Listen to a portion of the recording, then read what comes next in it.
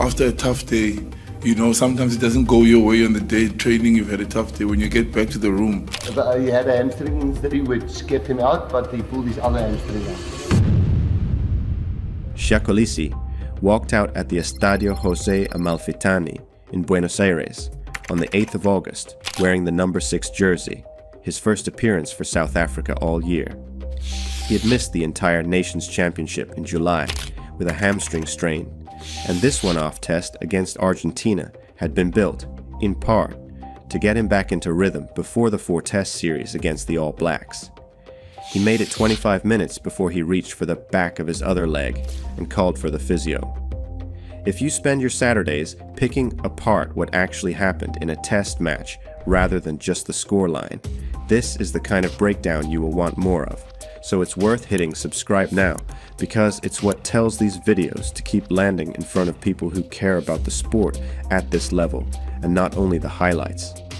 The team Rossi Erasmus sent out against Argentina barely resembled the one that had beaten Wales by 43 points to 0 a few weeks earlier. 13 changes. Only Afalili Fassi and Kobus Reinek survived from that Durban lineup. Eben Etzebeth, Lou de Jager, Sasha Feinberg Mungomezulu, and Kolisi were all playing their first rugby of the year. Between them, the 23 players Erasmus picked carried more than 500 test caps, a squad built on individual experience rather than shared time on the field, and it showed in exactly that order.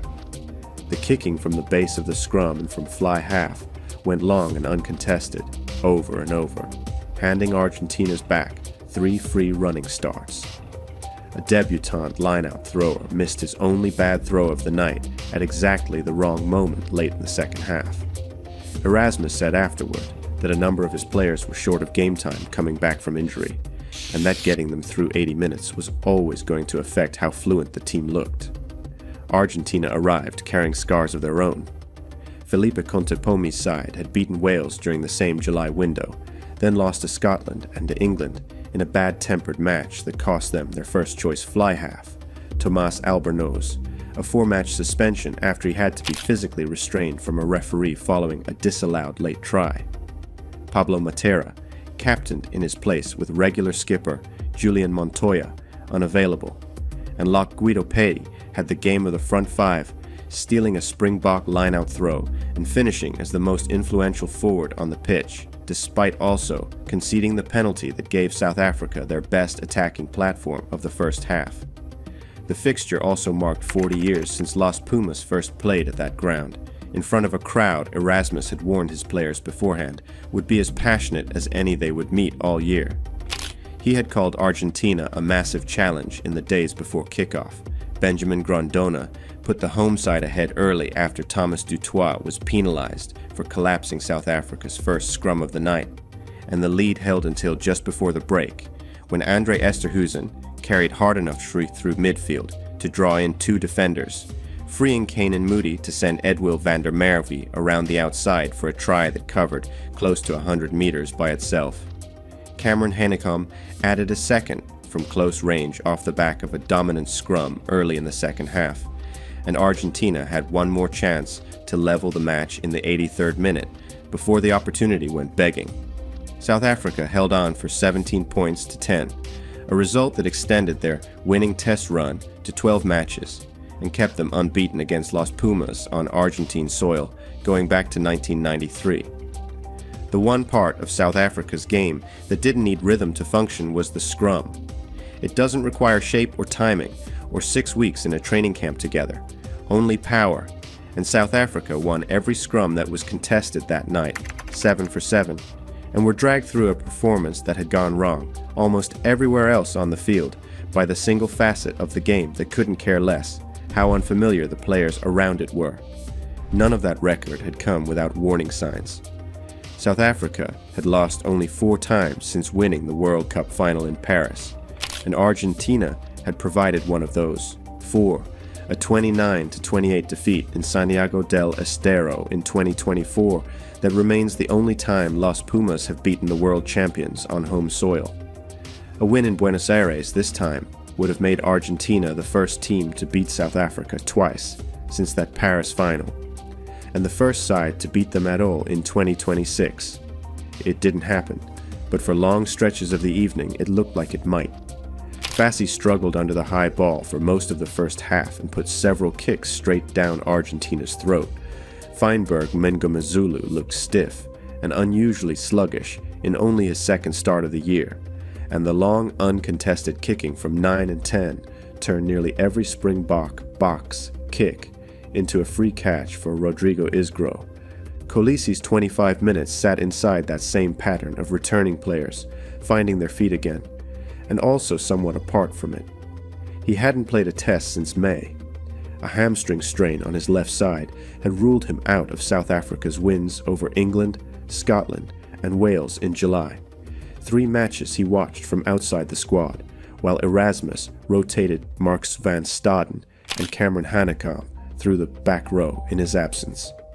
Getting picked to start against Argentina, and to do it wearing the captain's armband for the first time this year, was the clearest signal Erasmus could send that his season was considered back on track. For 25 minutes it looked that way. 3 tackles, 5 carries, 1 contested breakdown clear-out that Erasmus singled out by name afterward, describing him as dynamic in both the carrying and the clean-out work.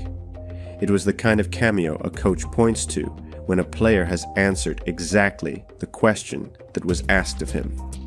Then Kolisi pulled up, grabbed at the back of his right leg this time, the opposite side from July, and walked himself off the field a fortnight before the biggest assignment of his year. Marco van Staden came on and finished the match in his place without incident.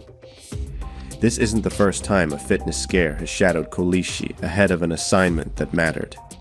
In 2023, he damaged his knee playing for the Sharks in a United Rugby Championship match against Munster, an injury serious enough that surgery was on the table, and a source close to the union suggested at the time he might not play again that year at all, which would have ruled him out of the Rugby World Cup entirely. He recovered in time. 4 months later, he captained South Africa to their second consecutive World Cup title, beating New Zealand in the final in Paris, after beating England in the 2019 final in Yokohama, and became only the second captain in the tournament's history, after Richie McCaw, to lift the trophy in back-to-back tournaments. The pattern here isn't that Kolisi gets injured more often than anyone else in a squad built on collision, because plenty of Springboks miss time in any given year, and most of it means nothing beyond the team sheet. The pattern is narrower than that. It is that the moments where his fitness has genuinely been in doubt keep landing directly in front of the matches that end up defining how his career gets remembered, and this is now the 3rd time in 3 years it has happened at close to the worst possible point on the calendar. Some of why that matters has nothing to do with rugby ability at all. Kolisi grew up in Zwaide, a township outside what was then Port Elizabeth, raised by his grandmother after his parents, both still teenagers when he was born, were not in a position to raise him themselves. He was spotted at a schoolboy tournament at 12 and offered a scholarship to Grey High School, made his Springbok debut in 2013 on his 22nd birthday, captained the Stormers from 2017, and in May of 2018 was named the first black captain in the history of a team that had been, for most of the 20th century, an exclusively white institution built around a very different idea of who South Africa's rugby heroes were supposed to be. None of that changes what a torn hamstring fiber does to a 35-year-old body. It does explain why a coach, a union, and a country keep finding ways to get him back onto the field even when the medical file suggests some caution might be the wiser course, and why handing him the captaincy for this specific fixture, a low-stakes friendly against a wounded Argentina side with nothing officially riding on it, read as a decision about symbolism as much as selection. His story since then has traveled well beyond rugby's own press. An autobiography and a film adaptation of it followed, the film picking up an audience award at the Tribeca Film Festival. And in 2024, Time magazine put him on its list of the 100 most influential people in the world, an unusual line to find on the resume of a flanker, whose day job still involves getting hit for a living. Erasmus had named only 26 players in the touring squad for Argentina, a smaller group than usual, and left out senior figures such as Wilco Lauv, Janchies, and Horn entirely, rather than carry them for a fixture he intended to use as a fitness test for the returning starters. It was, in its own way, a statement about depth. A squad deep enough to leave capped internationals at home for a test match is also a squad that can probably absorb losing its captain for 2 weeks without the wheels visibly coming off, even if nobody involved would rather find that out. The clock is tighter this time than it was in 2023. There was a 4-month runway to that World Cup opener, room enough for a knee to heal properly, and a form line to get re-established before it mattered. There are 2 weeks now, and then Ellis Park on the 22nd of August, and the first test of what South African rugby is calling rugby's greatest rivalry, a new 4-match series against New Zealand that exists at all, because the two unions chose to break away from the wider rugby championship this year and turn the Springboks and All Blacks fixture into the standalone event both federations had long argued it deserved to be. New Zealand's touring party is built around an itinerary of 8 matches across South Africa and the United States, a scale organizers have called unprecedented for a bilateral series of this kind. The All Blacks arrive with their frontline players assembled and settled since the middle of the year, rather than reassembled inside a single warm-up test, which is precisely the gap South Africa's performance in Buenos Aires exposed. Kolisi said after the match that he would go for scans this week to find out how long he's looking at. Erasmus, for his part, described it as the other hamstring going this time, not the one that kept him out in July, and said publicly that it didn't look too bad. Coaches say some version of that after almost every soft tissue injury a captain suffers in front of the cameras, true or not.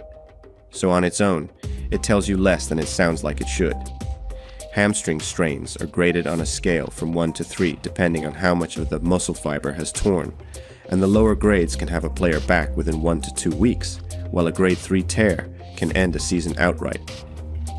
Kolisi has not said which grade this one is, and Erasmus's assessment before any scan had taken place was, by his own admission, an informal one made from the touchline. What isn't informal is the calendar. Whatever the imaging shows, it will be measured against a 2-week window this time, rather than the 4 months South Africa had to work with in 2023. What it does tell you is who is standing behind him if the scan comes back badly. Marco van Staden, who came on in the 25th minute against Argentina and played the rest of the match without incident, is the direct depth option at blindside flank and has enough caps under Erasmus by now that a Springbok jersey against the All Blacks wouldn't sit strangely on him. Cameron Haincombe started at number 8 in Buenos Aires and scored a try, offering Erasmus a different kind of ball-carrying option further up the back row if he decides to reshuffle the loose trio rather than simply plug the gap Kolisi leaves. Andre Esterhuizen also came off late in the Argentina match for a head injury assessment, only weeks after returning from a fractured cheekbone, and no update on his fitness had been given by the time the squad regrouped in Johannesburg, which is a reminder that Kolisi's leg isn't the only injury note South Africa is carrying into a series it has spent the whole year building, toured. Neither Van Staden nor Haincombe is Kolisi, and neither carries what he carries onto a rugby field beyond his own performance in it. Both have earned enough trust from this coaching staff that the team structure won't visibly collapse if either one wears the 6 jersey at Ellis Park, which says something about the actual depth of this squad, even in a position that has been shaped for the better part of a decade around one man's leadership. The squad reconvenes in Johannesburg this week regardless, and the scan results will land well before Erasmus has to name his side for the New Zealand opener. He will find out soon enough whether he leads that team out at Ellis Park, or watches the opening test of rugby's greatest rivalry from the sideline, 2 weeks after walking off a rugby field in Buenos Aires, holding the back of his leg for the second time in 4 months.